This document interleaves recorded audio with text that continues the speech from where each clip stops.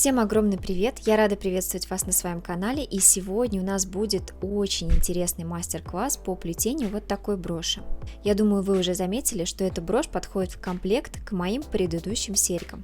Посмотрите, какой интересный изгиб есть у броши. Я очень надеюсь, что данный мастер-класс вам понравится. Не забывайте подписываться на мой канал, а также ставить мне пальчики вверх. Ну что же, давайте уже приступим к плетению. Для работы нам потребуются нитки. У меня Ариана Вега и Лавсан.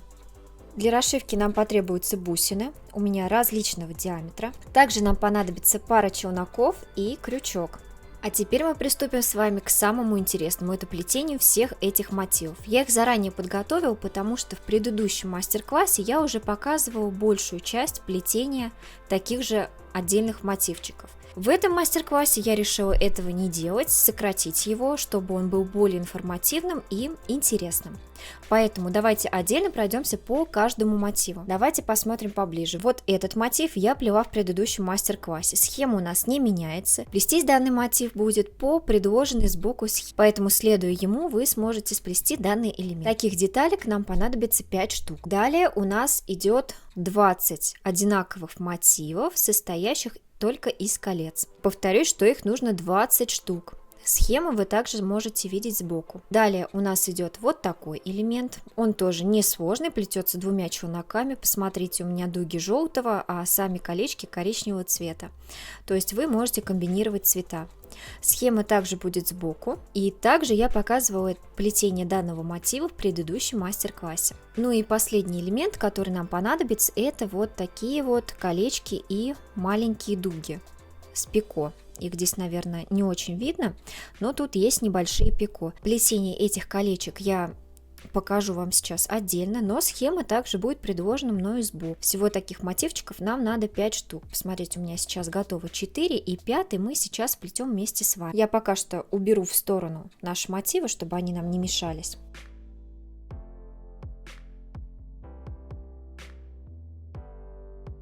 Ну а теперь мы связываем два конца ниток и приступаем к плетению. Вначале мы будем плести ярко-желтыми нитями. Плетем колечко 5 пико, 10 пико, 5. Не забываем про кончики ниток, которые мы здесь также должны вплести в процессе работы.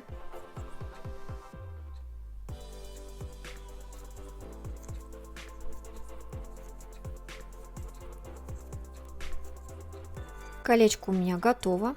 Вот такое небольшое оно должно получиться. Далее мы меняем челноки местами и начинаем плести темно-коричневой нитью.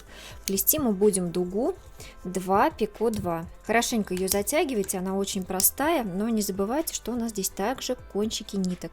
Я их заправляю только в 2 узелка, потому что дуга у нас маленькая. И просто нет возможности заправить ее в большее количество узлов. Но при этом я, когда отрежу и оставлю маленький кончик, я его также дополнительно опалю. И вот такая вот маленькая дуга. Здесь немножко видно кончик, но я его сейчас опалю как следует, и это будет незаметно.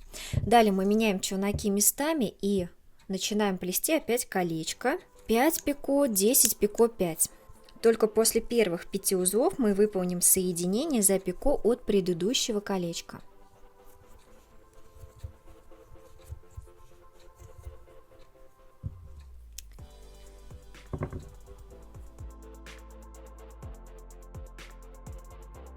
Выполнили соединение и доплетаем кольцо до конца.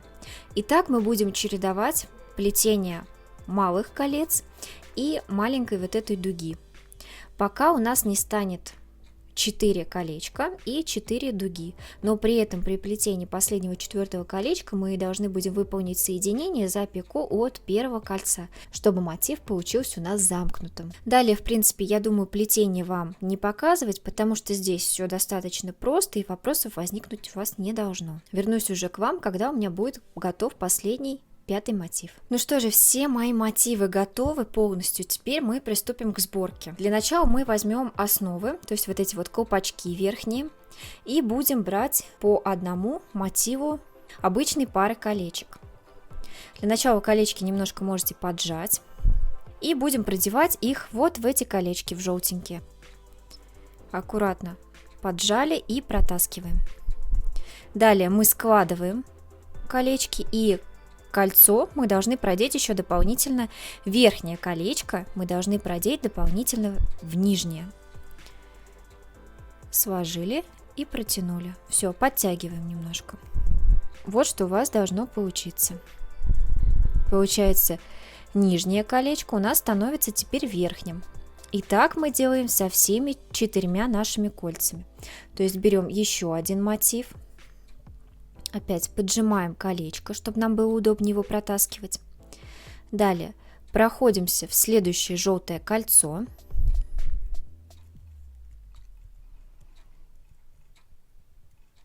Обычно, когда я собираю, у меня это все происходит, конечно, намного быстрее.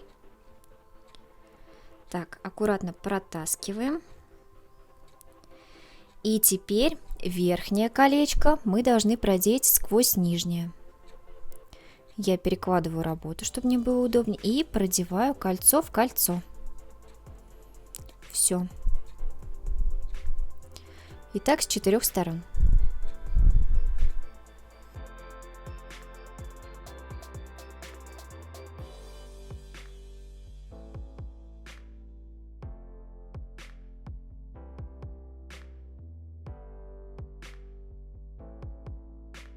Все, я собрала верхушечку. И теперь нам нужно продолжить дальше сборку. Мы берем вот такие вот мотивы с кольцами и дугами и начинаем их продевать. Для начала мы маленьким вот этим боковым колечком 10 пико 10 пройдемся в нижнее колечко с изнанки на лицевую сторону.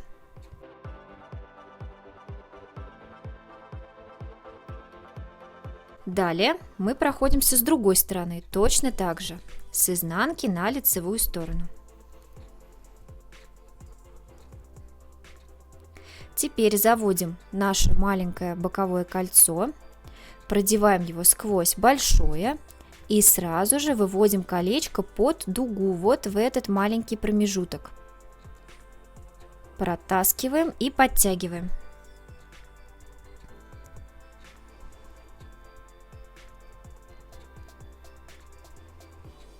Вот, одна сторона у меня готова. То же самое делаю и с другой стороны. Я подтягиваю дугу, прохожусь колечком в большое кольцо, с изнанки на лицевую сторону получается. Далее я прохожусь в свободное пространство вот здесь. И продеваю колечко на изнанку.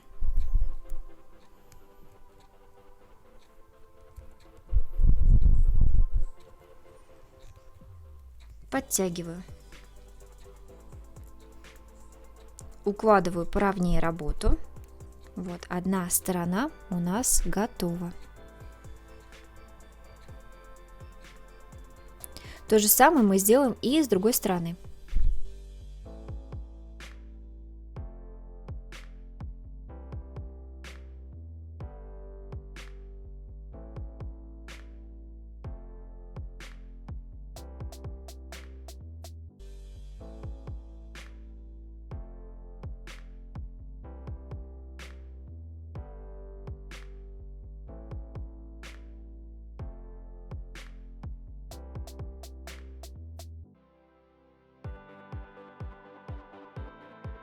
Вот, наша часть сережки готова.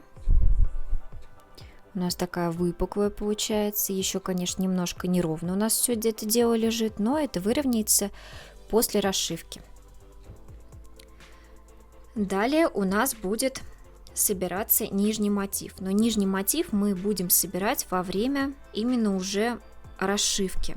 В принципе, у нас там все очень похоже, поэтому я даже не знаю, стоит ли показывать вам, как я буду делать расшивку. Но давайте, в принципе, по-быстрому сделаем все вместе. Для начала мы возьмем иглу с ниткой и зафиксируем сверху, вот здесь в коричневой нити, нашу ниточку. Я делаю несколько стежков, мне этого достаточно. Итак, для одного мотива нам понадобится 4-миллиметровые бусины коричневого оттенка, 4 штуки, одна бусина темно-малиновая у меня такая вот блестящая, тоже 4 миллиметра. И также нам понадобится 3 крупных 6-миллиметровых бусины. Начинаем нанизывать. Вначале мы проходимся в серединку, то есть туда вовнутрь.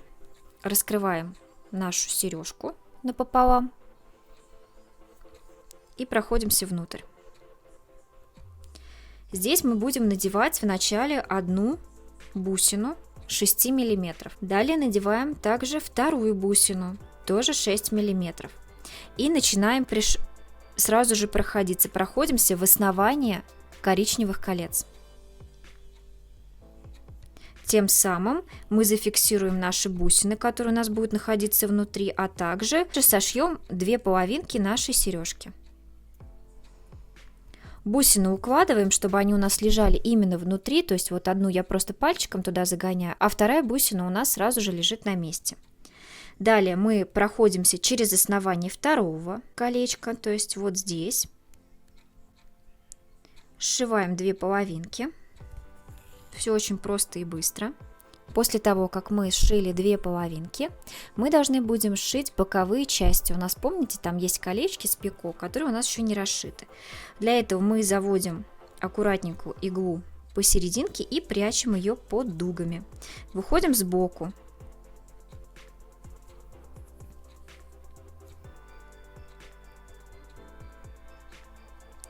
Колечки поправляем, потому что они могут у вас немножко убежать в стороны, вовнутрь. Далее мы надеваем одну 4-миллиметровую бусину коричневого цвета и начинаем пришивать за пико вот этих боковых колечек, 10 пико 10. Вначале пришиваем за одно пико.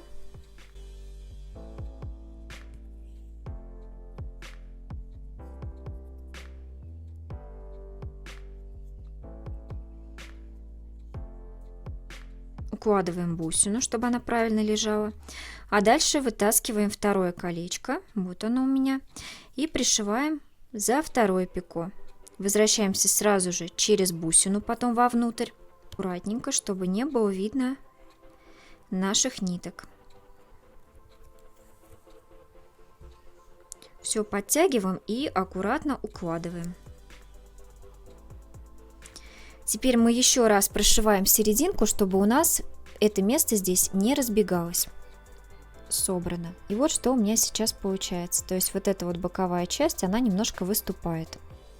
Далее мы должны собрать вторую сторону. Делаем точно так же. Прячем нить между дугами. И аккуратно выходим сбоку. Вначале прихватываем одно боковое колечко.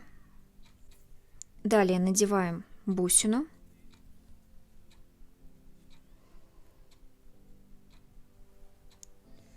Прихватываем второе колечко. И через бусинку возвращаемся назад. Хочу также предупредить, чтобы вы следили, чтобы у вас боковые колечки, вот здесь вот бусинки, в боковых кольцах были, видите, закрыты по бокам, чтобы у вас там не было пространства. То есть пришивайте таким способом, чтобы у вас были совмещены колечки. Далее я снова вышла посерединке и надеваю одну бусину, которая у меня бордового цвета. И начинаю сразу же пришивать наш последний мотив, который у нас лежит. То есть я сразу же прохожусь. Смотрите, я надела бусину и прохожусь между двумя кольцами. То есть я должна оказаться внутри. Далее я прохожусь за основание, за серединку нашего мотива и начинаю пришивать.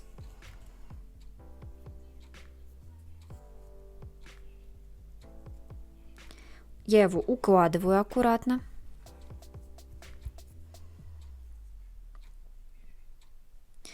Далее Пряча под нашими желтыми колечками нитку, я прохожусь за пико от серединки нашего большого центрального мотива.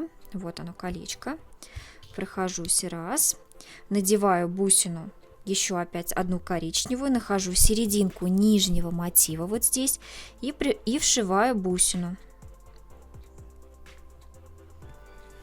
Прохожусь в одну и в другую сторону. То есть вот я притянула раз, и теперь с другой стороны прохожусь еще раз через нее же. И прохожусь 2. Далее я прихватываю верхнее наше пико и дальше складываю с пико от заднего колечка. Вот, посмотрите, сразу. И нижнее и верхнее кольцо я сразу прохожусь. Все вместе.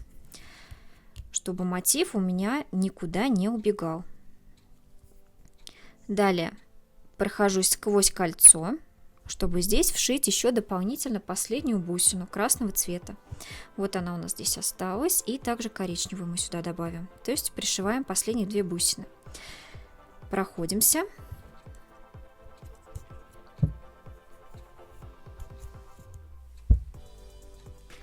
И надеваем в начале красную большую бусину 6 мм, а также коричневую бусину.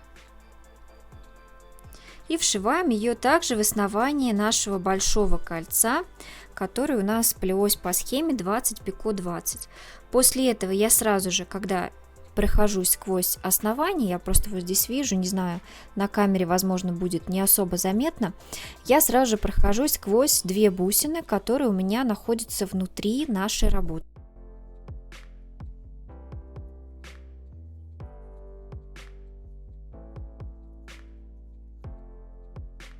Подтягиваю. И теперь можно сделать пару стежков аккуратненько сверху на дуге, чтобы у нас никуда ничего не делось. И все, ниточку можете отпустить и оставить. Таких мотивов нам нужно 5 штук. Из всех этих элементов мы соберем их 5.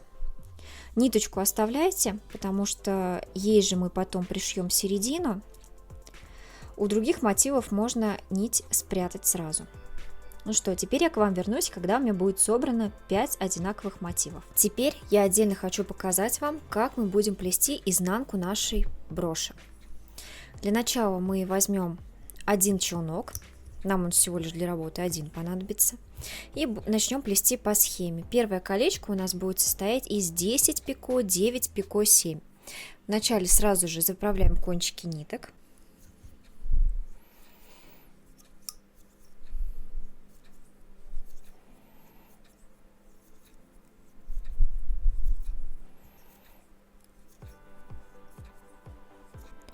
Колечко затягиваем и смотрим на результат. Оно у нас вот такое небольшое. И это только первое кольцо. Всего у нас будет состоять мотив из 5 колец. Следующее колечко у нас будет плестись по схеме 11 пико, 6 пико, 8. Но после первых 11 узелков мы выполним соединение за пико от предыдущего колечка.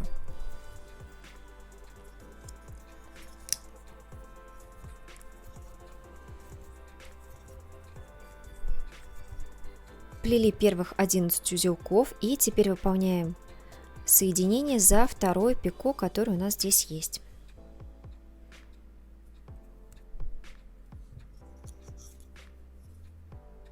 И продолжаем плетение. Нам осталось доплести 6 узлов пико и 8.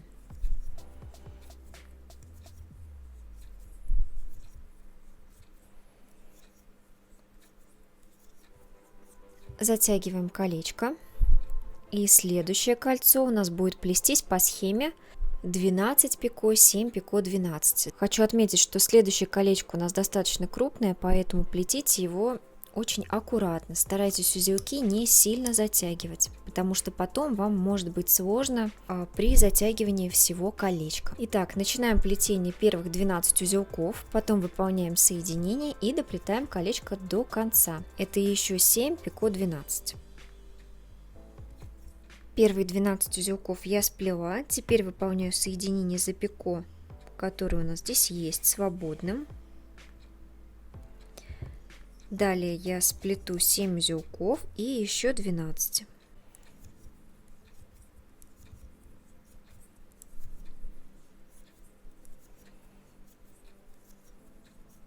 И вот я сплела серединку. Теперь нам осталось сплести 2 последних колечка. Плестись они будут по схеме, которую я указала вот здесь сбоку. А вообще, давайте лучше я вам пропишу полностью, как плести данное колечко. Возможно, кому-то будет удобнее плести просто по данной схеме. И к вам я вернусь уже, когда доплету 2 последних кольца, которые будут плестись у меня в зеркальном отражении. Ну что же, наш мотивчик готов, нам осталось лишь заправить кончик нити и начнем плетение следующего мотива. Но заметьте, что он будет у нас присоединяться к нашему первому, то есть таких мотивов нам надо всего 5 штук. При этом у нас здесь есть пико, за которым мы будем соединяться, чтобы получился круг. И вот то, о чем я вам говорила. Когда вы начинаете плести начало первого колечка, сплели первых 10 узелков, мы должны будем выполнить соединение за пико от первого мотива.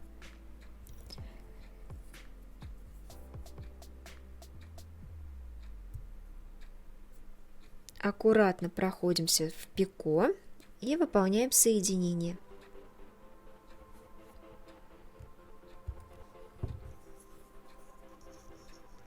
Все, после этого мотив мы можем плести так же, как и первый. Схема у нас останется той же самой. Не забывайте, что при плетении последнего 5-го мотива вам нужно будет выполнить соединение 2 раза. При плетении первого колечка, а также при плетении последнего кольца, потому что последнее колечко вы должны будете соединить за вот это пико. Ну что же, теперь я к вам вернусь, когда у меня будет полностью готов круг из вот таких мотивов. Ну что же, нам осталось совсем немного. Предыдущий мотив мой готов. Вот посмотрите, как он выглядит. Это у нас будет основа для нашей броши. Лицевая сторона и изнанка. Ее мы пришьем в процессе сборки. Ну что же, давайте приступим к сборке. Помните, что на одном из мотивов у нас осталась длинная ниточка. Ее я и буду использовать в работе. Определяем, где у вас будет изнанка, а где лицевая сторона, потому что брошь у нас может быть двухсторонней. Я так же, как и серьги, буду использовать, то есть вот маленькой бордовой бусиной сверху. И начинаем аккуратно собирать нашу работу. У нас здесь есть дуги с пико. Для начала мы пройдемся в пико одного из мотивов. Далее мы берем следующий мотив и тоже проходимся за боковое пико. Теперь мы должны надеть бордовую бусину. Кстати, забыла вам сказать, что бусины нам нужны 2 оттенков. У меня одни бордовые, другие коричневые. Так, надели бусину и далее вшиваем в противоположную сторону, тоже за пико, в дугу, чтобы у нас посерединке в броши, получается, были бусины. Теперь следующий. Опять также в боковую дугу проходимся. Надеваем бусину и пришиваем ее в противоположную сторону.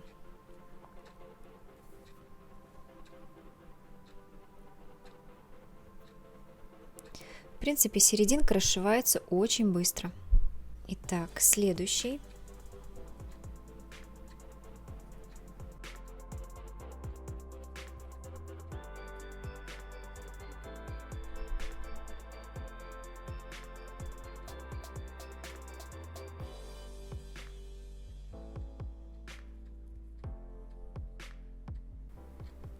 У нас остается последняя бусина, которую мы должны пришить в серединке.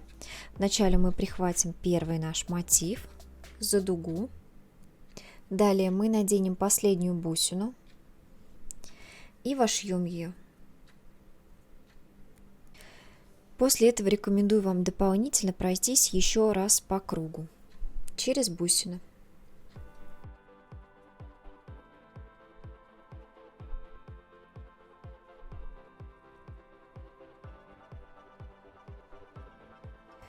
Подтягиваем ниточку и смотрим, что у нас получилось. Пока что брошь у нас, видите, немножко плавает. То есть так мы ее не оставим. Вот посмотрите, вот эта изнанка. Кстати, тоже изнанка очень симпатичная. Далее мы аккуратно выйдем сбоку, чтобы начать пришивать наш новый мотив. Вот посмотрите, у нас здесь соединение есть место. И вот туда мы сбоку и выходим. После этого прячем нитку под дуги. Вот посмотрите, я прохожусь вот здесь. И начинаем подкладывать нашу еще и основу дополнительно. Мы ее сразу начнем пришивать. Подкладываем ее так, чтобы у нас располагались колечки. Вот примерно вот так это все будет выглядеть. Вначале мы прихватим за центральное колечко. Просто делаю один стежок.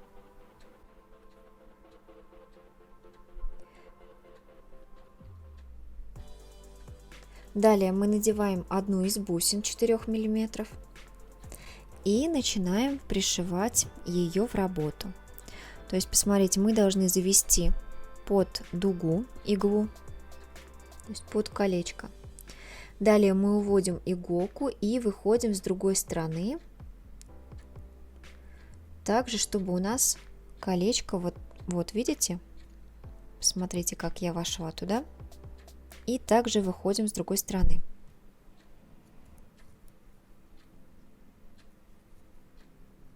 Конечно, у нас это сейчас еще все пока что болтается. Мы только еще начинаем расшивку. Мы снова надеваем одну бусину. Потом делаем один маленький стежок. Прихватываем наш нижний мотив. И точно так же, как в предыдущем мотиве, проходимся в боковом элементе. Вот так, насквозь. Вот у меня получается между колечками есть пространство. Туда я захожу иголочкой и выхожу с другой стороны точно в том же месте, просто с другой стороны. Далее мы снова надеваем бусину. И опять вначале подхватываем колечко, которое у нас внизу основа. А далее я немножко работу кручу, потому что мне не совсем удобно так показывать. А далее проходимся опять сквозь мотив. Вы сразу же заметите, что работа у вас немножко неровно ложится. Но это мы исправим, когда будем дополнительно проходиться по кругу, но уже по верхнему. Нижний ряд мы уже трогать не будем. Сейчас мы просто его закрепляем на месте. Так, у нас осталась последняя бусина. Аккуратно подтягиваем, но не сильно. Вот видите, работа немножко у нас лежит неровно. И теперь мы должны замкнуть наш мотив. То есть теперь мы проходимся только через бусины и верхние мотивы. Нижний ряд мы уже трогать не будем. Еще раз, точно так же по кругу. Обязательно проходитесь сквозь все бусины, иначе их просто не будет видно, и они будут лежать у нас неровно. Если вам не нравится, как у вас ложится работа, вы можете пришить низ отдельно. То есть вначале пришейте бусины и все боковые мотивы между собой, а потом уже вошьете дополнительно основу. Все, теперь мы замыкаем мотив, чтобы у нас все бусины лежали ровненько. Уводим на изнанку иглу в любое место. Куда вам нравится, туда и уводите. То есть здесь не принципиально. То есть особой разницы, куда у вас уйдет иголка, здесь нет. Теперь мы вшиваем аккуратненько кончик нитки. И все, и закрепляем кончик. И вот покажу поближе вам изнанку изделия.